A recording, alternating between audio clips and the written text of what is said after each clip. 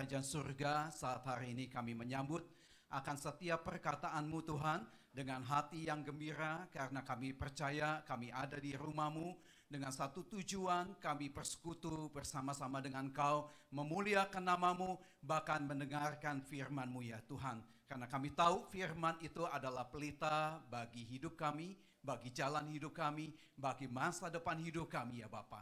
Berkati setiap telinga hati yang terbuka, kami percaya kami meninggalkan rumah-Mu dengan sukacita, dengan kedamaian, dan dengan kebaikan pertolongan daripada Engkau menyertai kami semua. Berkati hamba-Mu juga, biar kiranya perkataan-Mu juga yang selalu ada di setiap perkataan hamba-Mu ini ya Tuhan. Di dalam nama Tuhan kami Yesus Kristus, kami sambut firman-Mu.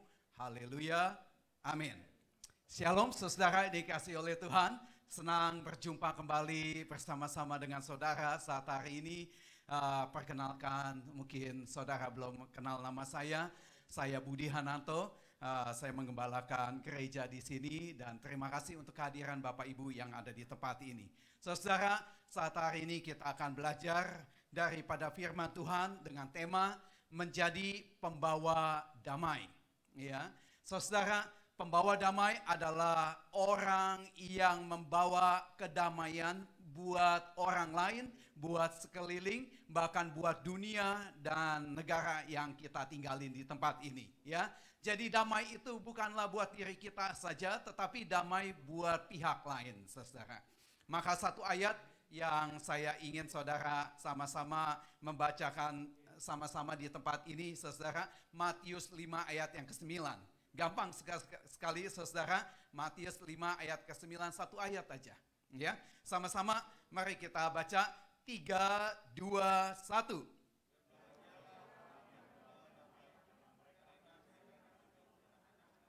Sekali lagi ya saudara, rasanya orangnya cuma 5 di sini. Ya, ya kencengan dikit nggak apa-apa, karena saudara nggak pakai mikrofon, saya pengen dengar suara saudara. Ya, 3, 2, 1. Berbahagialah orang yang membawa damai, karena mereka akan disebut anak-anak Allah. Haleluya. Kita semua di sini anak-anak Allah. Amin, saudara. Karena kita percaya kepada Dia, maka kita mempunyai predikat anak-anak Allah.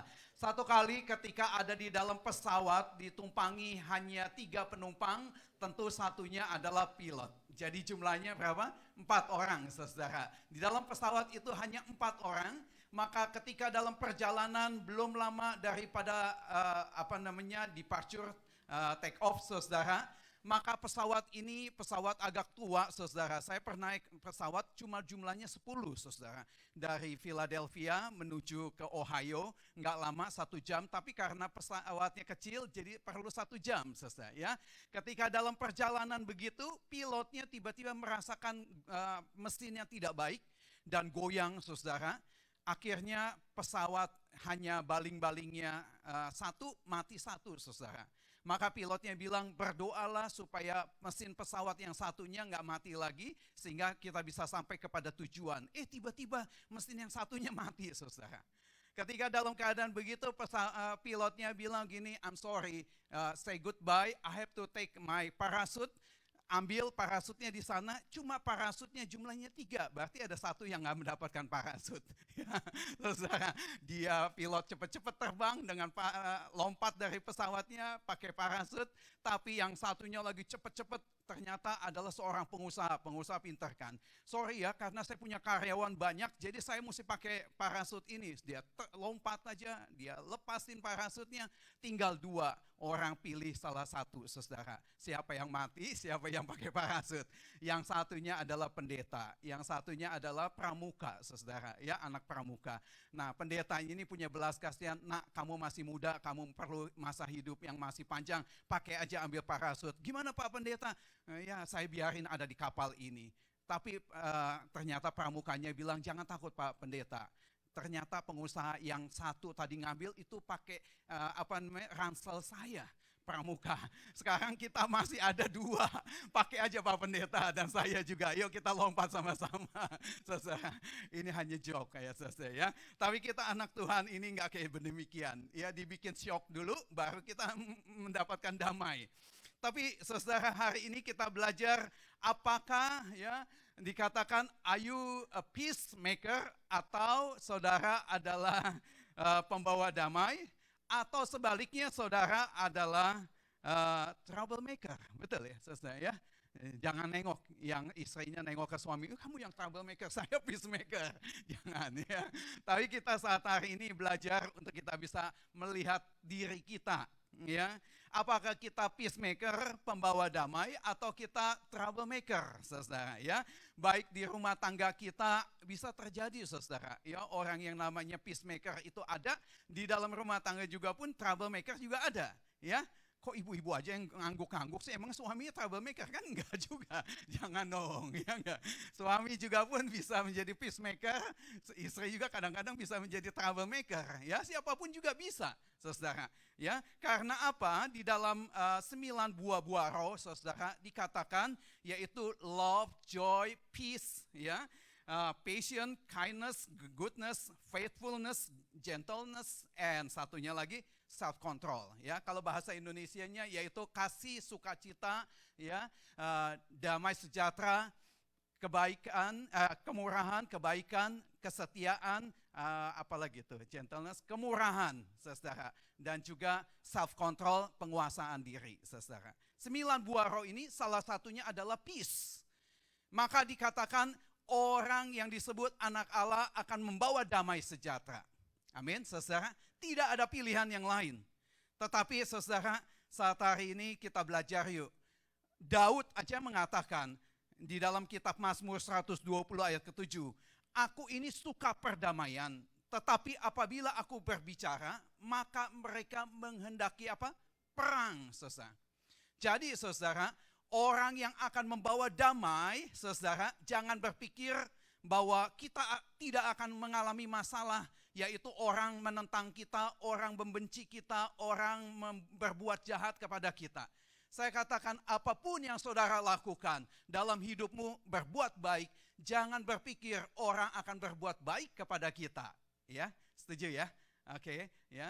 Memang maunya kita, Pak, kalau kita sudah baik sama dia, paling tidak kan kita pengen dia juga baik sama kita. Betul keinginan kita. Tapi saudara, firman Tuhan mengatakan, kalau kita membawa damai, kita tidak expect damai itu buat diri kita. Tetapi itu akan mengalir dari diri kita kepada orang lain. Saudara, amin? Ya, maka saudara, orang di dalam hidup membawa damai ini paling tidak saudara, pasti dia mengalami akan yang namanya konflik, persoalan, atau masalah, dan sebagainya. Di dalam menghadapi masalah ini ada tipe 4 orang, saya salah tulis, bukan 5. Ya, ada tipe, ada 4 gaya penyelesaian masalah di dalam hidup seseorang. Saudara tahu ya, kita nih semua ada 4, salah satu. Saudara perhatikan ya, saya juga pun akan termasuk di salah satu ini. Ya, yang pertama saudara, orang menghadapi masalah itu akan memiliki tipenya. Yang pertama dikatakan turtle atau kura-kura, saudara. Ya, atau dalam bahasa Inggrisnya kita sebutnya yaitu fight, ya, terbang, saudara. Kenapa? Orang yang menghadapi masalah ada tipe orang yang kura-kura, yaitu apa? Begitu dia menghadapi masalah dia masuk, saudara. Dia tidak mau ada masalah. Biasanya tipe orang yang begini bebannya berat sekali sampai di ubun-ubun. Tahu ubun-ubun, saudara? Nih di kepala nih. Begitu ada masalah dikit aja, aduh, pecah semua. Maka itu orangnya tipe begini, begitu ada masalah, Pak Udi nggak mau tahu deh, nggak mau tahu, nggak mau tahu. Ya kenapa? Karena dia sudah terlalu berat bebannya, ya. Kura-kura. Jadi kalau ditanya itu ada masalah kemana, kok menghilang ya dia? Memang itu tipe kalau orang demikian, ya. Nggak mau lihat ada masalah. Dibikin sama dia, saudara, yaitu seolah-olah tidak ada masalah. Jadi dia tidak mau lari. Pak Pendeta kemana sih itu, kok nggak ada, dia ada masalah Pak Pendeta. Oh ya gitu ya, nanti kalau udah masalahnya nggak ada baru balik lagi. Gitu loh ya. Yang kedua, tipe orang yang menghadapi masalah itu adalah namanya jau atau jaus, saudara. Itu ikan hiu. Ya, saudara bisa lihat ikan hiu tipenya yaitu ganas, garang. Ya, artinya apa? Begitu ngadepin masalah dia fight habis-habisan. Mau kalah, mau menang, dia akan fight. Ya, mau benar, mau salah, dia fight dulu. Yang penting dia fight dulu. Urusan menang kalah itu urusan nomor 2 bagi dia. Ya, di dalam rumah tangga juga gitu kan. Ya, ada orang yang namanya tipenya jauh. Ya, jadi begitu ada masalah, dia tuding dulu. Yang penting kamu yang salah, kamu yang salah, kamu yang salah. Saya yang benar. Entah belakangan dia pikir-pikir, iya kok semuanya dia salah-salah, gue yang benar gitu ya. Mikir-mikir. Nah, tipe yang kayak begini biasanya tipe orang yang diktator. Ya, tipe yang penguasa luar biasa. Memang perlu juga di dalam sebuah rumah tangga, di dalam gereja juga pun perlu yang menghadapi begini. Untuk apa? Kalau ada preman kita pakai dia. Enggak, just kidding. Yang ketiga, saudara, yaitu tipe orang yang menghadapi masalah adalah tipe rusa atau deer. Apa saudara? Saudara pernah lihat rusa kan? Saya pernah lihat saudara beberapa kali rusa di daerah dekat Arkadia, padahal ada perumahan orang banyak, tapi ada rusa. Kaget saya bilang, loh kok ada rusa turun ke bawah nih ya. Nah, rusa ini adalah tipe binatang yang berteman. Dia tidak tipe binatang seperti beruang yang sendirian dan sebagainya. Dia teman saudara. Nah, tipe yang kayak begini adalah tipe orang yang menghadapi masalah sukanya memfreeze. Artinya apa? Ada masalah, udahlah. Karena ada masalah, kita nggak usah blame dia, nggak usah blame ini, nggak usah blame saya, dan sebagainya. Udah kita tutup aja. Seolah-olah nggak ada masalah, freeze. Ya, memang yang kayak begini ada baiknya, tapi ada tidak baiknya. Baiknya apa? Karena dia menganut sistem yang namanya win-win solution. Saya tahu ya, win-win solution artinya udahlah kamu nggak usah bertengkar sama saya. Yang penting kita enak, kamu enak. Ya, udah kita nggak usah ribut. Ya, kayak gini ya. Kadang-kadang ada rumah tangga juga begitu. Ya, suami berbuat dosa macam-macam udah ditutupin aja, nggak usah macam-macam. Istri juga ada begitu. Padahal nggak mau di-facingin. Apa yang dia buat kesalahan mestinya ditegur dan kita bikin hidup yang baru ke sini. Yang belakang sudah nggak usah lagi kita ingat ya, tapi yang baru kita mulai jalankan. Ini ada bagus ya, tapi nggak sempurna. Tipe yang terakhir yang sempurna adalah owl. Sebenarnya saya nggak suka bahasa Indonesia burung hantu. Di gereja ini burung hantu kok Pak, ya ada hantunya. Yang paling baik adalah owl atau burung hantu ini. Kenapa? Karena dia punya tipe adalah facing, menghadapi, ya, menjalankan, bahkan melihat itu semua adalah tantangan, bukannya menjatuhkan. Orang yang melihat dengan tipe daripada owl ini, kalau saudara lihat di kartun-kartun, owl itu selalu dipakai tipe binatang yang bijak, ya, jadi judge, jadi penguasa, pokoknya yang memberikan nasihat dan sebagainya. Kenapa? Karena kalau saudara tahu burung owl ini, kalau dia mau menangkap akan mangsanya, dia tidak akan pernah lepaskan mangsa itu daripada jeratnya, saudara. Hebat. Ya, kalau burung eagle itu begitu dia mau ambil, kadang-kadang suka nggak keambil kan, dia terbang dan dia nggak balik lagi. Tapi kalau owl itu selalu punya prinsip I have to take it, selalu untuk sampai nyampe dapat sampai titik-titik terakhir dia nggak bisa mendapatkannya. Ini bagus, ya. Orang yang facingin masalah dia akan berkata, saya akan mendapatkan solusinya dalam hidup ini. Menghadapi dia walaupun nggak win-win solution, tetapi paling tidak ada sesuatu yang aku hadapin. Nah ini bagus ya. Maka dalam hidup kita ini kita lihat yuk tipe apa yang kita miliki. Apakah tipe yang flight? Ya, begitu ada masalah, bye-bye, ya, lari. Nanti kalau udah nggak ada masalah balik lagi, ya. Apa yang kedua, yaitu tipenya, yaitu disebutnya apa tadi? Coba yang kedua, ya, apa? Fight, ya, jauh, ya, maunya bertempur terus, nggak mau kalah pokoknya. Yang ketiga adalah tipe apa? Deer, ya, freeze, ya. Jangan lagi disimpan-simpan, saudara, tapi diselesaikan apa yang jadi masalah. Dan yang keempat adalah facing, ya. Facing itu adalah untuk mencari jalan keluarnya. Nah, oleh karenanya saudara, di dalam kehidupan ini yang tadi kembali lagi, berbahagialah orang yang membawa damai karena mereka akan disebut anak-anak Allah, ya. Nah, ada dua hal yang saya mau bikin quote hari ini untuk membahasnya, membawa damai dan juga adalah anak-anak Allah. Ya, yang pertama, saudara, pembawa damai atau peacemaker lagi, peacemaker. Ya, kalau peacemaker itu namanya, ya buat jantung ya, peace-nya lain. Nah, pembawa damai, saudara. Kalau saudara lihat damai itu dalam bahasa Ibrani, Hebrew, perjanjian lama, saudara, sebanyak 237 kali. Maka kalau orang Israel ketemu, dia langsung bilang shalom. Ya, orang kita juga kan pada bilang shalom. Saudara, kalau saudara panggil bilang shalom itu jangan saudara anggap selamat pagi, selamat siang, dan selamat malam. Kayak sapaan seperti biasa-biasanya. Tetapi lebih daripada itu, artinya shalom itu adalah damai sejahtera bagimu dan bagiku, ya, secara lahir dan batin. Jadi, saudara, orang yang bilang shalom itu adalah orang yang memberikan kriteria bukan hanya sahabat, tetapi dia adalah saudara. Saudara, ya. Jadi, kalau kita ini sudah dibilang pembawa damai, memang demikian saudara dan saya. Dipanggil oleh Kristus untuk membawa damai di dalam apa? Mulai dulu dengan keluarga kita. Kalau sudah keluarga kita, masuk yang lebih besar lagi gereja kita. Kalau sudah besar lagi, masuk di dalam negara kita. Yang besar lagi ke dalam dunia, saudara.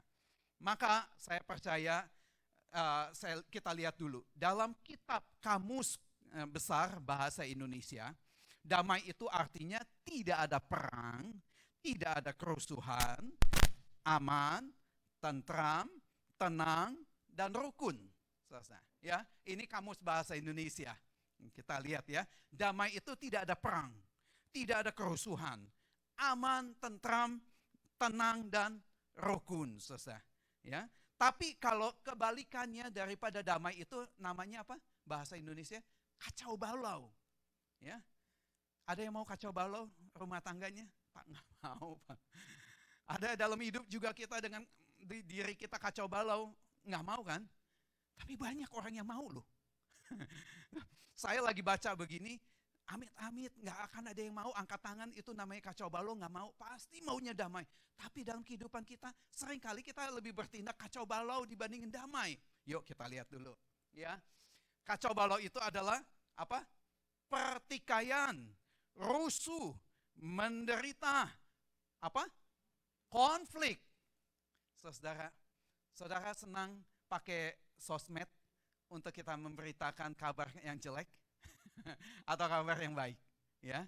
Ada seorang bilang begini, saudara, seorang bilang gini, if you wanna see the personal of the people, ya, kalau kamu mau lihat pribadinya dari seseorang, lihat salah satunya di sosmednya dia. Saya pikir-pikir, is it true? Let me check. Oke, saya lihat dulu Facebook saya dong. Jangan lihat Facebook istri saya, Facebook orang lain, apalagi Civen-ven. Kan nggak pantas saya ngecek orang lain. Lihat dulu dari pribadi. Ternyata saya pikir-pikir, that's true. Apa yang dikatakan oleh di sosmed itu adalah keluar daripada isi hatimu. Ya, orang lagi sukacita, wah dia langsung posting. Lagi di mana nih Pak? Paris, sukacita. Ya. Kalau lagi ada di rumah sakit, masuk ICU kan mukanya juga lain, saudara. Tolong doakan, wah hatinya lagi sedih, saudara. Ya, oleh karenanya, saudara, kita hidup ini, yuk, yang mau katakan damai, mari ikutin. Paling tidak ada perjalanan yang harus kita lakukan. Yang pertama, saudara, damai versus kacau balau, saudara, paling tidak, yaitu kebiasaannya adalah yang pertama mendamaikan, saudara. Oh, ya, mendamaikan. Lawan daripada mendamaikan adalah adu domba atau adu kambing ya, saya lupa. Adu domba ya, betul ya. Ya, saudara. Kalau ada kita lihat saudara kita ribut, kita malah bilang gini, iya tuh, dia jahat banget, hantam dia. Udah maki-maki, kalau habis mah kalau perlu udah talak 3, bukan talak 3, cerai. Ya, udah pokoknya kita komporin dia supaya panas, saudara. Ya, kalau orang yang mendamaikan tidak demikian, jangan, maafkan dia. enak aja kamu maafin. Emang berapa kali saya mesti maafkan? Tuhan bilang 7 kali, 77 kali. Berapa lama? Setahun? 1 hari. Nggak gampang, saudara. Tapi Tuhan bilang engkau mampu. Karena Roh Kudus yang memampukan kita untuk melakukan seperti yang Tuhan kehendakin. Yang kedua, dikatakan yaitu persatuan. Ya, kenapa? Di dalam hidup rumah tangga, di dalam gereja, juga pun di dalam negara ini ada perlunya persatuan. Orang yang akan membawa damai selalu memberikan satu. Ya, kecuali uang jangan satu, Pak Pendeta. Maksudnya saya beda. Ya, persatuan ini adalah untuk kita mempunyai satu visi, satu pandangan, dan satu roh di dalam Tuhan. Ya, tetapi kalau orang lain yang memiliki kacau balau dalam hidupnya ini apa? Dia ingin ada perpecahan. Ya, sedikit aja ada masalah, susah. Ada orang bilang begini, Pak, kalau saya ngadepin orang itu, Pak, ya, aduh, luar biasa. Saya memiliki kasih karunia yang besar sekali dalam hidup saya. Persoalan saya yang besar jadi kecil, bahkan hilang. Tapi Pak, kalau ketemu sama yang itu, yang sebelah saya sebelah sini deh. Kalau sebelah sana nanti nuju ke antre, nggak enak nanti sangkanya. Ya. Yang sebelah sini, ya, kalau saya bicara sama dia, butuh kasih karunia. Kenapa? Karena supaya jangan marah aja, udah butuh kasih karunia sama dia. Ya. Maka itu saya bilang, orang yang disebut pembawa damai, ketika kita bergaul, kita tahu siapa dia. Kalau dia membawa damai, pasti dia anak Allah. Amin, saudara. Ya. Yang ketiga dikatakan adalah orang yang membawa damai suka memuji. Ya. Puji, saudara. Memang betul kita bukannya lip service untuk hanya mengatakan di mulut, tetapi dari hati kita. Ya. Orang yang suka memuji, saudara, adalah orang yang suka mendamai. Benar gak, saudara? Ya. Coba bapak-bapak, ibu-ibu di sini. Suka dipuji atau suka dikritik? Pasti saudara akan bilang saya teman dipuji, Pak, daripada dikritik. Betul gak? Ya, nggak suka kita dikritik. Tapi orang yang memuji, lawannya adalah orang yang suka memfitnah. Saya buka ini KKB, KKBI. Ya, ini mengatakan bahwa lawan daripada antonomi, ya, daripada memuji adalah memfitnah. Hari ini kita hindarkan ya mulut kita untuk memfitnah orang. Ya, tidak baik. Kenapa? Karena apapun yang kita lakukan, Tuhan mengerti dan Tuhan tahu apa yang kita kerjakan. Tidak baik, ya. Karena kita lebih baik jangan menghina, memfitnah, tetapi kita pakai perkataan daripada firman Tuhan. Untuk apa? Kita memuji. Saya senang untuk memuji. Kenapa? Karena bukan buat saya, saudara, saya melihat pujian itu membawa orang untuk naik ke level yang lebih tinggi. Saudara, maka itu kalau bapak-bapak pengen istrinya awet muda, sering puji dia. Benar, saudara. Semakin kau puji, semakin dia awet muda. Kenapa? Karena happy hati. Ketika happy hati, saudara, enggak lagi makeup dan sebagainya, saudara, ya. Enggak lagi dia pakai ini, wajahnya sudah berceria, saudara. Karena hati sukacita, karena memang firman Tuhan berkata demikian. Hati yang gembira adalah obat. Umurnya boleh 72, tapi mukanya seperti 27. Waduh, saudara. Saya tadi dibercandakan sama saudari kita Lili, bilang, saya pikir Pak Budi punya istri baru. Noni katanya. Saya lihat dari belakang katanya, kok lain sekali. Saya puji Tuhan. Ya, yang penting bukannya fitnah, ini memang benar pujian. Ya, artinya lebih kelihatan awet muda. Ya, siapa dulu dong? Enggak, canda. Ini ya. Yang keempat, saudara, yang dikatakan yaitu ada yang keempat ya, mendorong, artinya mengencourage, ya. Sedang orang lawan daripada orang yang nggak suka bawa damai itu selalu menjatuhkan. Pokoknya kalau apapun yang diperbuat sama itu dia selalu bisa menjatuhkan, jelek semua, saudara. Ya, banyak duitnya itu orang serakah, maunya cari duit terus. Orang tampil di gereja, itu orang pengen nomor satu. Pokoknya semua itu bisa menjatuhkan, saudara. Tetapi orang yang suka mendorong, kamu bagus sekali. Ya. Ada satu pendeta bilang begini, ciri orang, saudara, kalau dipuji, ketika dia dipuji, didorong, dia bilang, oh ya, masa, katanya. Nah, ini cirinya biasanya orang yang suka dipuji, katanya, kata dia. Saya nggak tahu, ya.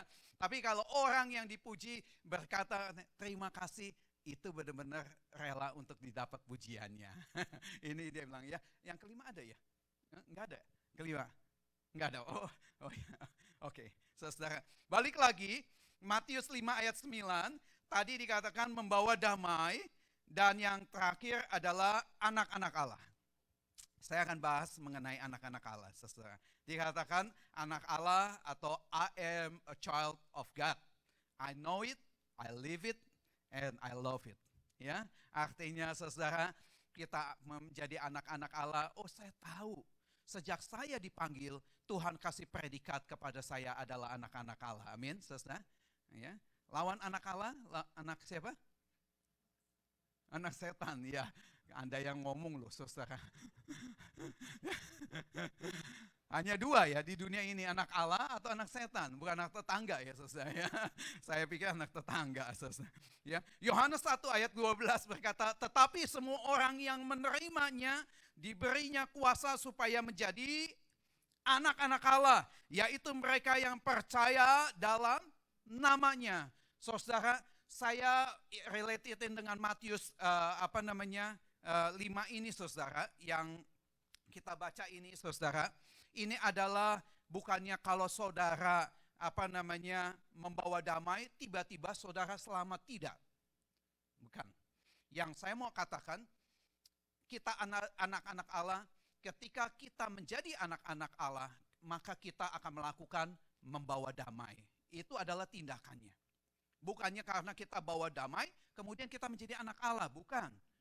Hanya karena percaya kepada Yesus, engkau menjadi anak Allah. Benar, saudara. Ya, firman Tuhan gampang sekali, saudara. Nggak usah susah-susah, engkau nggak usah lari kemana, nggak usah pergi ke Tarutung, ke Merauke dan sebagainya cari Tuhan. Cukup cuma bilang, Tuhan aku percaya kepadamu, terima Tuhan Yesus, jadi anak Allah. Gampang, saudara. Karena apa? Tadi Yohanes 1 ayat 12 berkata, tetapi semua orang yang menerimanya diberi kuasa. Artinya, saudara, kalau engkau sudah menjadi anak Allah, engkau nggak usah pusingkan bagaimana untuk bisa membawa damai kepada dunia ini. Engkau tidak perlu pusingkan bagaimana membawa damai kepada gereja ini.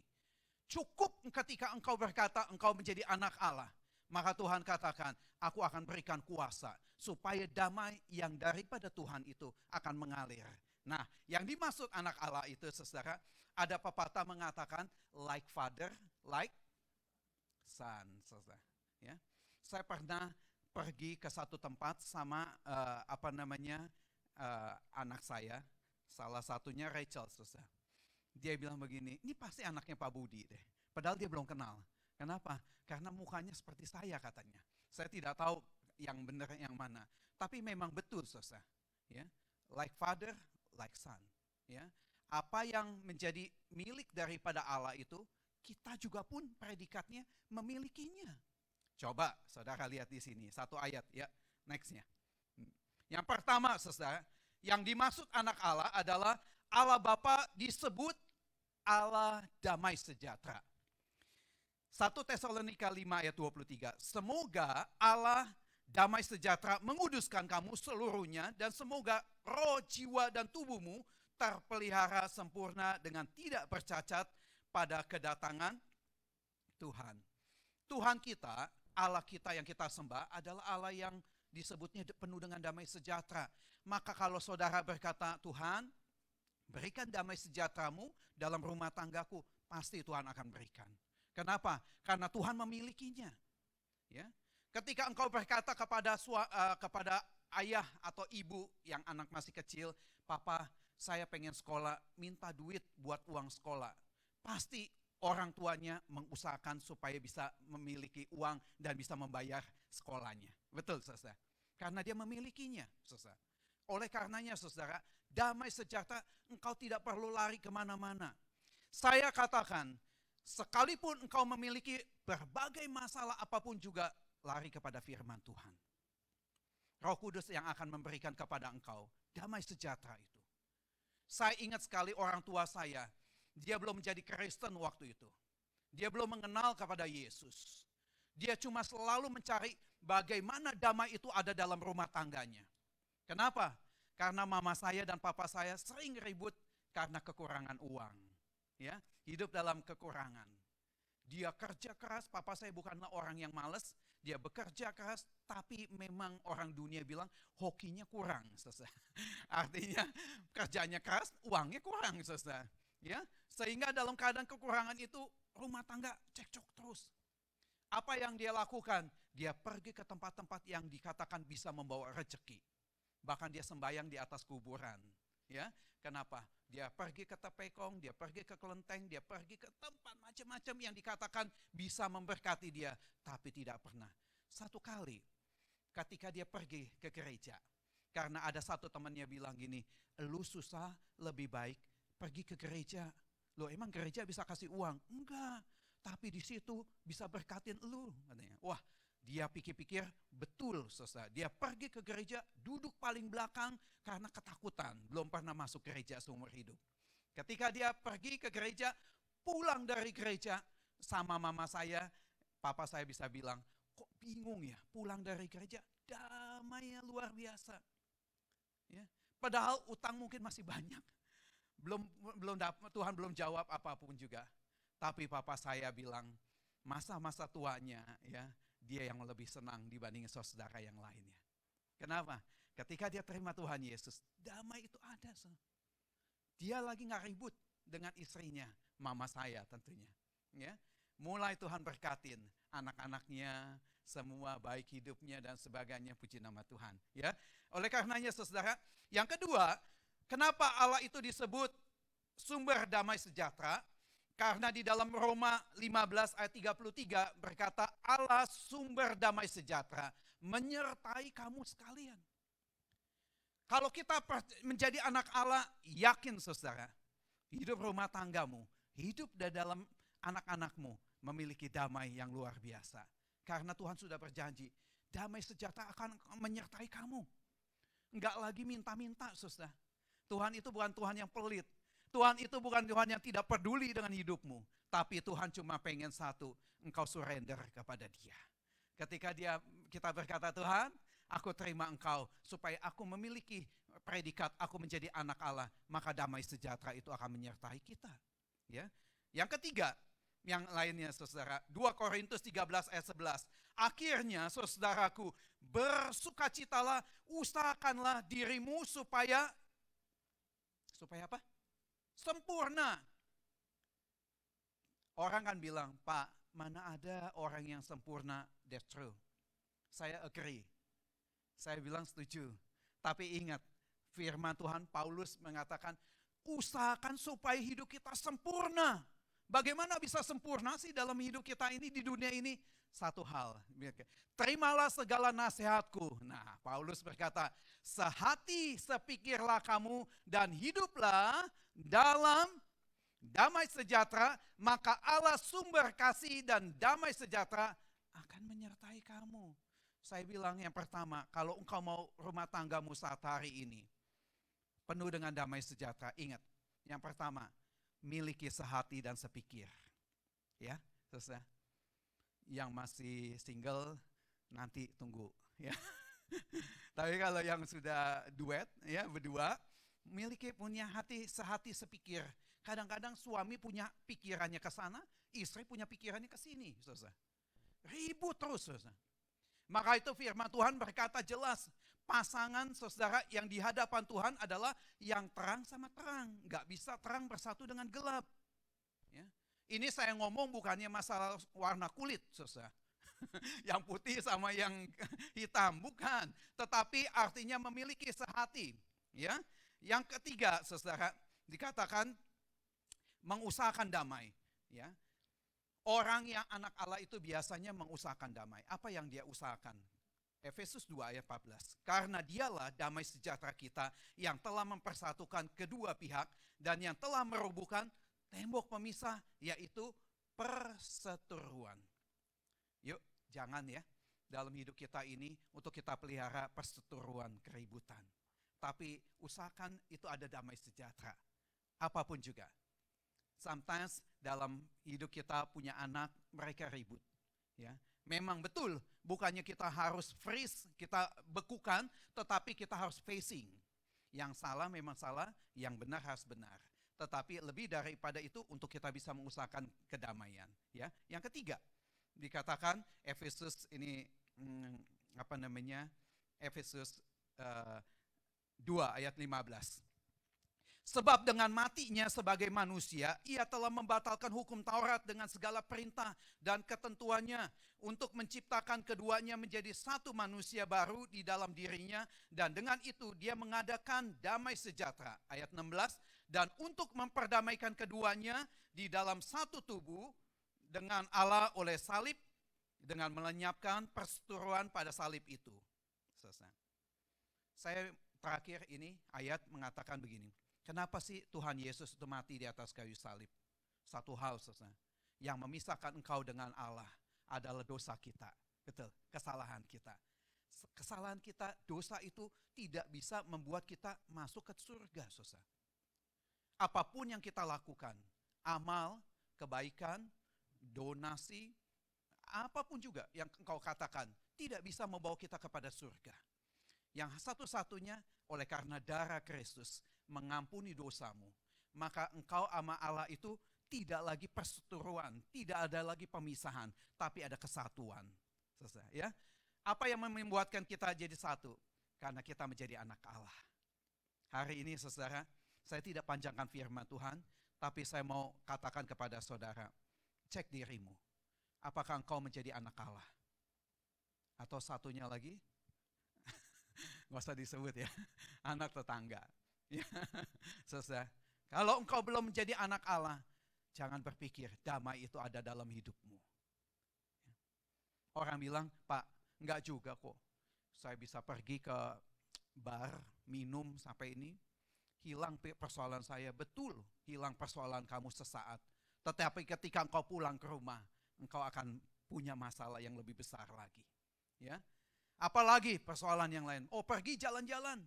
Betul, jalan-jalan bisa membawa engkau rekreasi dan engkau membawa sesuatu yang baik, pulang segar dan sebagainya. Tapi kebanyakan pulang capek, ya.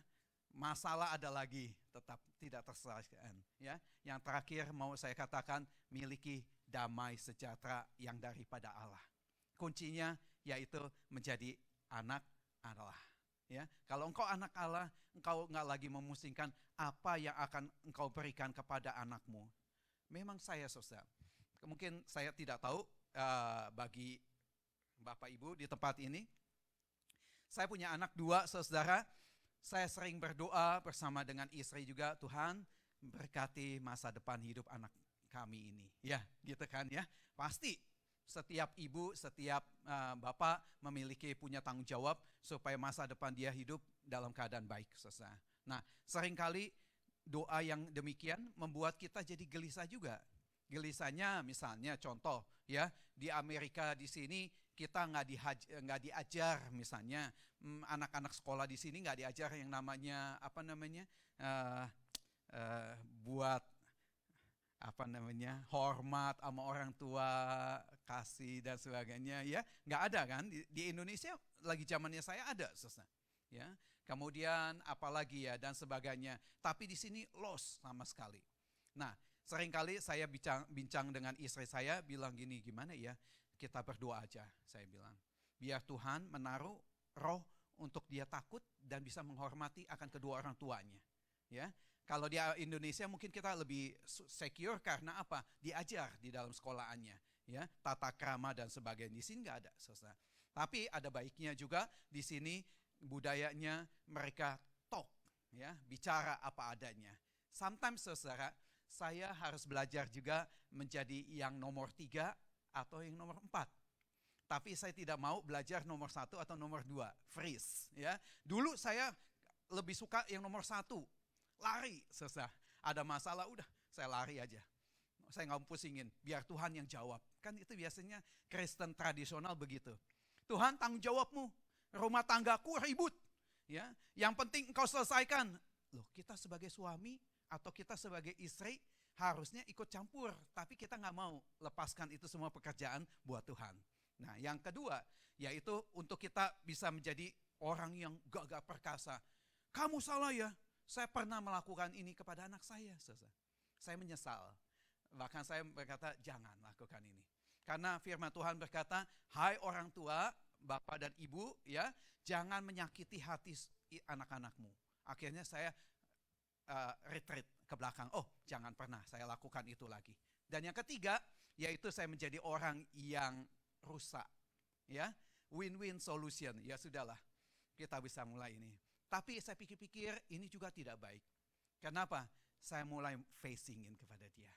Saya tanya, kenapa kamu harus begitu? Kenapa harus gini?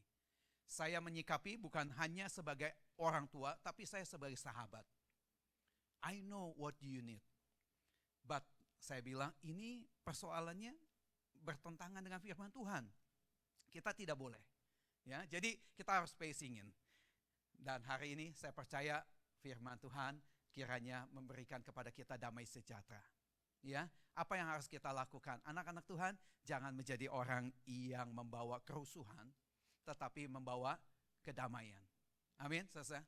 Ya, apapun juga, saudara. Saya tipikal orang yang nggak suka ribut, saudara. Ya, saudara bilang begini, Pak, memang kalau pendeta tuh punya sifat yang enggak juga, saudara. Saudara, saya open aja kepada saudara, bukan cuma saudara sebagai jemaat, pendeta juga pun perlu karakter yang seperti Kristus. Kita kalau lagi meeting sama-sama pendeta, tunjuk-tunjukkan, saudara. Kalau jemaat, Pak pendetanya kok di situ baik, kelihatannya haleluya, shalom, senyum, nganggut. Giliran kita meeting kaget saya semua, galak, garang sekali, saudara. Nggak apa-apa, memang itulah karakternya dia, ya. Tapi saya mau ingin saudara, apa yang ada di inside itu harus keluar di outside saya. Ya, kita nggak bisa hidup dalam dua perahu. Artinya di dalam penuh dengan sakit hati, di luar kita bilang shalom. Wah, saudara, saya pernah, saudara, orang saya lihat sekali, saudara, lagi memuji Tuhan luar biasa. Orang puji Tuhan begini, saudara. Haleluya, sempit, saudara. Ada ibu-ibu di sebelahnya pengen mau ke WC, nggak tahan karena pengen ke WC. Excuse me. Lagi angkat tangan begini, saudara,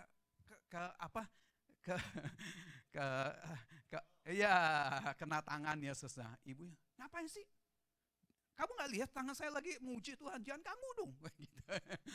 Saya sedih, saudara. Ya, orang yang demikian pasti hatinya belum tentu memuji Tuhan dengan sungguh hati di hadapan Kristus. Tapi kalau dia lihat gitu, saudara, oh ya nggak apa-apa. Next time jangan ya, gitu loh. Ya, saya jadi kalau ikut next time jangan nih, ada cerita suami istri, saudara. Istrinya sayang kucing, saudara. Tahu ya? Sayang kucing. Begitu sayang kucing, dia lihat ada kucing liar, dia ambil, dikasih makan. Begitu dikasih makan di rumah, dicakar. Begitu dicakar, dia bilang satu, ya. Besokannya dikasih makan lagi, dicakar lagi. Dua, besoknya saudara sudah mati anjingnya, kucingnya. Sambil mulutnya tuh berbusa.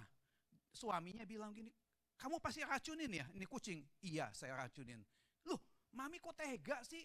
Bukannya saya lihat mami ini baik loh. Ngangkat tuh kucing dari jalanan, dikasih makan. Iya, karena dia nyakar saya. Begitu nyakar saya bilang satu, ya. Mami nggak boleh begitu. Langsung istrinya bilang satu, ya. Maka suaminya udah nggak lagi komplain. Begitu hitungan ketiga nanti diracunin lagi. Bercanda ya.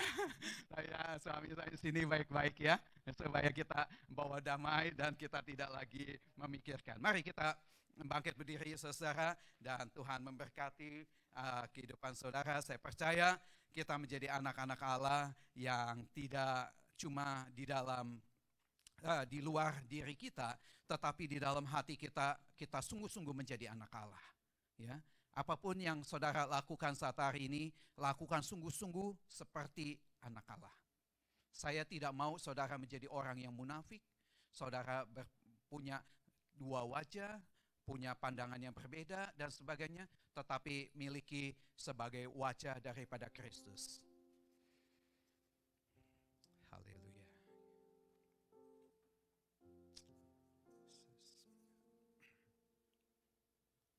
Terima kasih Tuhan.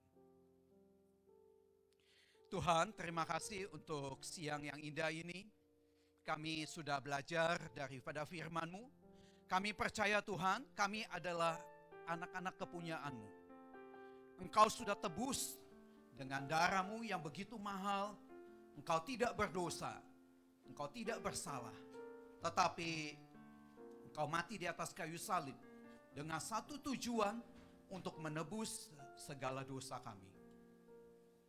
Tuhan, hamba berdoa Tuhan saat hari ini, berikan kuasa itu di dalam hidup setiap orang yang hadir siang hari ini. Supaya kuasa itu yang bekerja melalui Roh Kudus. Dan mereka mendapatkan damai di dalam kehidupan mereka. Mereka mendapatkan damai di dalam keluarga mereka. Dan mereka juga mendapatkan damai di dalam bangsa dan negara ini ya Tuhan. Bapa, hamba berdoa tidak ada satu rumah tangga pun juga retak oleh karena tidak memiliki damai sejahtera daripada-Mu ya Bapa. Mereka penuh dengan segala masalah, tetapi karena damai yang daripada Allah itu yang akan membuat jalan keluar bagi masalah yang sedang mereka hadapi.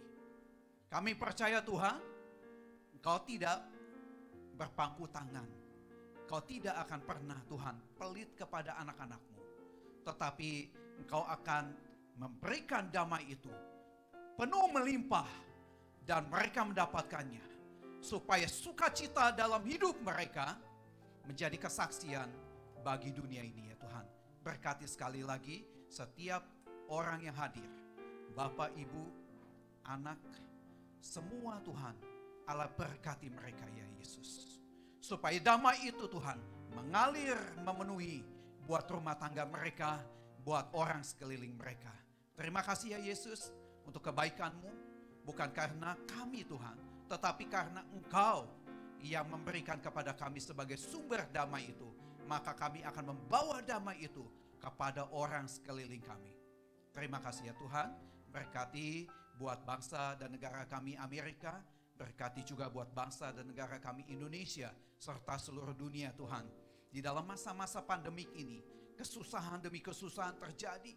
Tetapi kami percaya Tuhan, damai sejahtera yang daripada-Mu Tuhan akan tinggal di dalam hidup negara yang kami doakan ini ya Tuhan. Supaya bukan karena damai itu Tuhan tidak ada persoalan, tetapi di atas persoalan itu ada damai yang akan menyatukan dan membawa sukacita hidup kami ya Bapa. Terima kasih ya Tuhan Yesus. Hamba serahkan setiap umat-Mu ke dalam tangan-Mu ya Bapa. Mari saudara yang dikasihi oleh Tuhan, angkatlah tangan-Mu saat hari ini. Kedangkan kepada Tuhan yang akan memberkati dan memenuhi hidup-Mu. Pulanglah sebentar engkau yang dikasihi oleh Tuhan. Engkau yang menjadi permata hati daripada Tuhan. Terimalah berkat daripada Allah Bapa, cinta kasih daripada Tuhan kita Yesus Kristus, serta penyertaan daripada Roh Kudus menyertai engkau saat siang hari ini hingga Tuhan Yesus datang kedua kali, bahkan sampai selama-lamanya. Yang percaya katakan amin. Tuhan Yesus memberkati. Haleluya.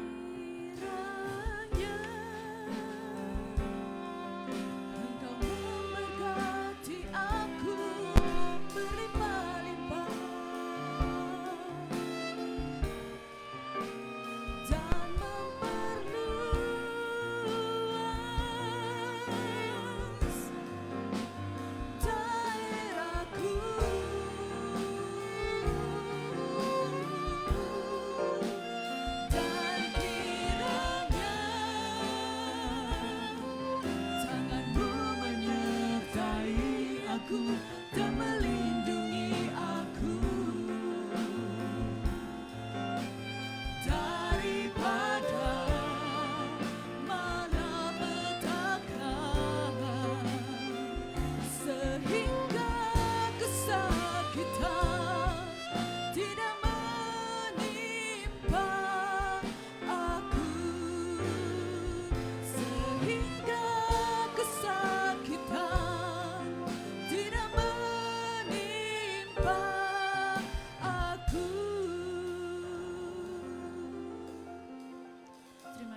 Tuhan memberkati, selamat berhari Minggu.